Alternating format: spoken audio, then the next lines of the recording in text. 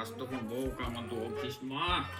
પપ્પા હીરા બેટા ક્યાં ગયો જા હું છે પરીક્ષા પૂરી વેકેશન પડી ગયું હા તો આથી હાલો વેકેશન માં ફરવા જાવું છે ક્યાં ફરવા જવાનું થતું નથી બરોબર.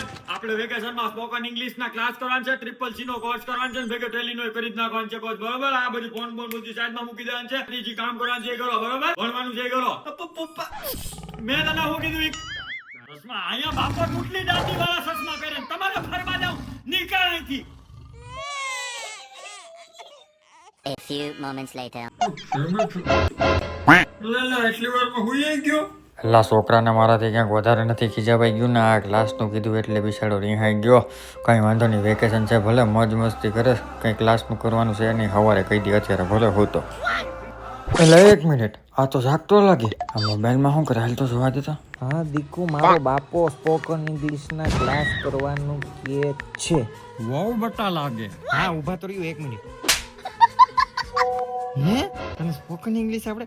વાહ વાહ ગાંડી જમકુ મારી. વહુનું ઇંગ્લિશ તો પાવરફુલ લાગે હે.